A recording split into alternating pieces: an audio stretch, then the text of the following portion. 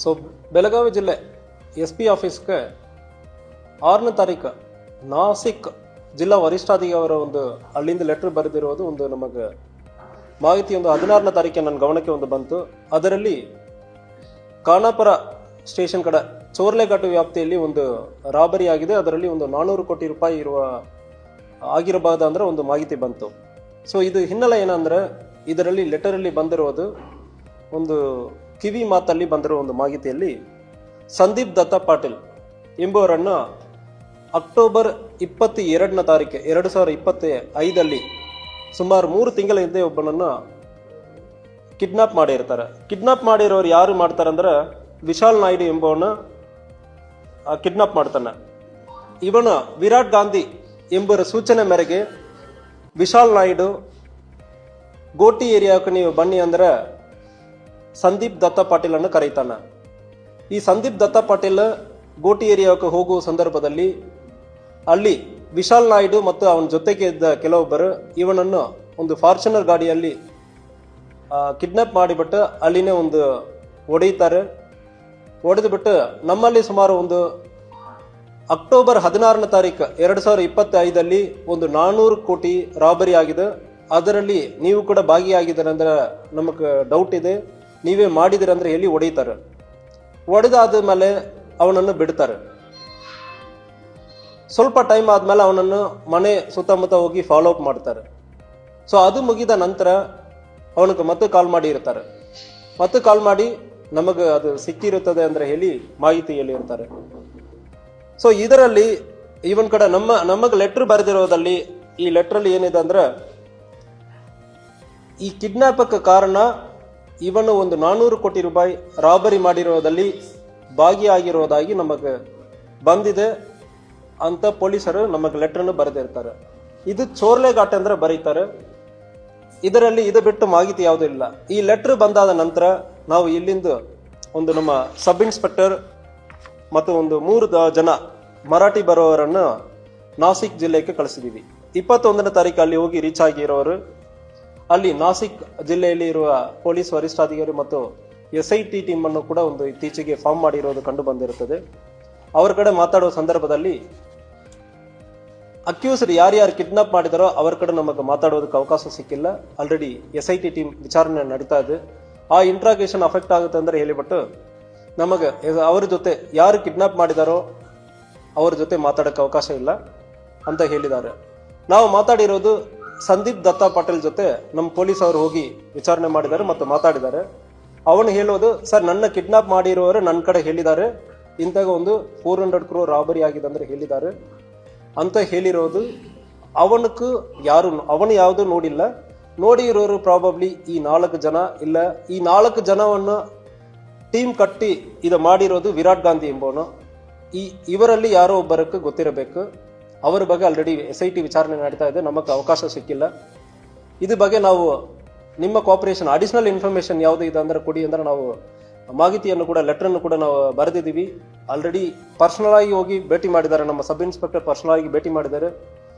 ನಾನು ಕೂಡ ಈಗ ಲೆಟರ್ನ್ನು ಬರೆದಿದ್ದೀನಿ. ವಿಚಾರಣೆಯಲ್ಲಿ ಮಹಾರಾಷ್ಟ್ರ ಪೊಲೀಸ್ಗೆ ನಾವು ಸಂಪೂರ್ಣವಾಗಿ ಸಹಕಾರ ಕೊಡುವುದಕ್ಕೆ ರೆಡಿ ಇರ್ತೀವಿ. ಒಂದು ವೇಳೆ ಅಫೆನ್ಸ್ ಇಲ್ಲಿ ಆಗಿರೋ ಸಂದರ್ಭದಲ್ಲಿ ಯಾರು ಬಂದು ಕಂಪ್ಲೇಂಟ್ ಕೊಡ್ತಾರೆ ಅಂದ್ರೆ ನಾವು FIR ತಗೊಳ್ಳೋದಕ್ಕೆ ರೆಡಿ ಇರ್ತೀವಿ.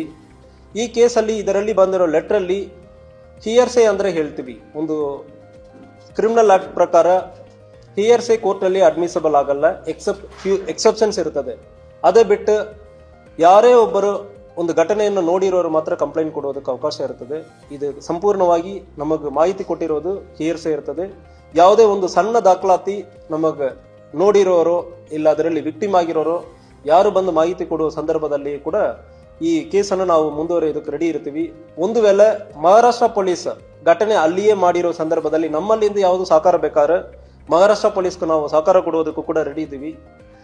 ಎವಿಡೆನ್ಸ್ ಆಕ್ಟ್ ಪ್ರಕಾರ ಈಗ ಇರುವ ಭಾರತೀಯ ಸಾಕ್ಷ್ಯ ಅಧಿನಿಯಮ ಸೆಕ್ಷನ್ 55 ಪ್ರಕಾರ ಇದು ಹಿಯರ್ಸೆ ಅಡ್ಮಿಸಬಲ್ ಇಲ್ಲ ಅಂದ್ರೆ ಹೇಳೋದಕ್ಕಿಂತ ಅದರಿಂದ ಕೇಸ್ ನಾವು ತಗೊಳಕ್ಕಾಗಿಲ್ಲ. ಯಾರು ವಿಕ್ಟಿಮ್ಸ್ ಅಥವಾ ಇದರಲ್ಲಿ ನೋಡಿರೋರು ಐ ವಿಟ್ನೆಸ್ ಯಾರು ಬರ್ತಾರೆ ಅಂದ್ರೆ ಕೇಸನ್ನು ದಾಖಲು ಮಾಡ್ತೀವಿ. ಅದ್ರ ಜೊತೆಗೆ ಈ ಕೇಸಲ್ಲಿ ಸೆಕ್ಷನ್ 198 ಪ್ರಕಾರ ಈಗ BNSS ಹಳೆಯ CRPC ಅಲ್ಲಿ ಈಗ BNSS ಆಗಿದೆ, ಅದರಲ್ಲಿ ಒಂದು ಅಫೆನ್ಸ್ ಅಲ್ಲಿ ಕಂಟಿನ್ಯೂಯಿಂಗ್ ಅಫೆನ್ಸ್ ಅಂದ್ರೆ ಹೇಳ್ತೀವಿ.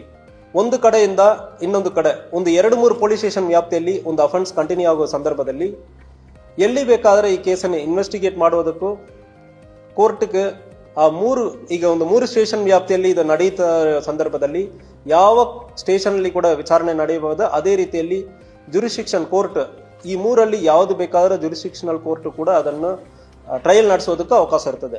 ಅದರಿಂದ ಈ ಕೇಸಲ್ಲಿ ನಾವು ಒಂದು ವೇಳೆ ಮಹಾರಾಷ್ಟ್ರ ಸಂಪೂರ್ಣ ತನಿಖೆ ಮಾಡುವ ಸಂದರ್ಭದಲ್ಲಿ ನಾವು ಸಹಕಾರ ಕೊಡ್ತೀವಿ.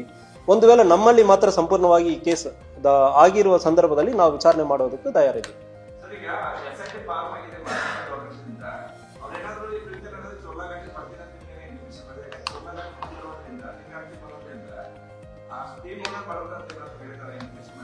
ನಮಗೆ 6ನೇ ತಾರೀಕು ಒಂದು ಲೆಟರ್ ಅವಾಗ ಬರೆದಿರೋದು ಬಿಟ್ಟು ಬೇರೆ ಯಾವುದೇ ಮಾಹಿತಿ ಇಲ್ಲ.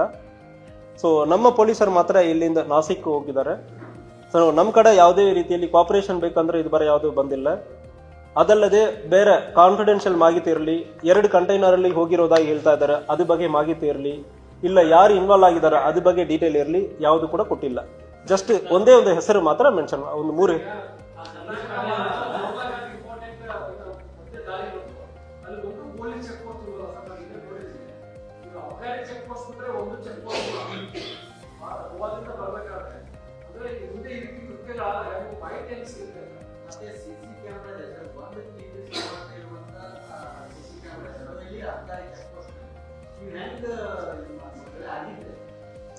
ಸೊ ಇದರಲ್ಲಿ ನಮಗೆ ಅವಕಾಶ ಇರುತ್ತದೆ.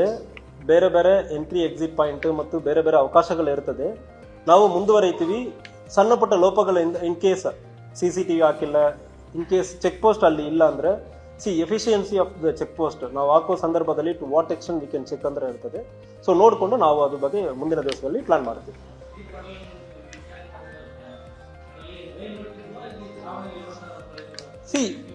ಈ ಓಲ್ಡ್ ನೋಟ್ಸ್ ಅಂದ್ರೆ ಮೆನ್ಷನ್ ಮಾಡ್ತಾರೆ, ಅದು ಹಿಯರ್ಸೆ ಬಾಯಿ ಮಾತಲ್ಲಿ ಅವ್ರಿಗೆ ಹೇಳಿರೋದ ಯಾವ ಉದಾಹರಣೆಗೆ ಈಗ ಎಲ್ಲಿ ಬಂತಂದ್ರೆ ಸಂದೀಪ್ ಪಾಟೀಲ್ ಅನ್ನು ಕಿಡ್ನಾಪ್ ಮಾಡ್ತಾರೆ.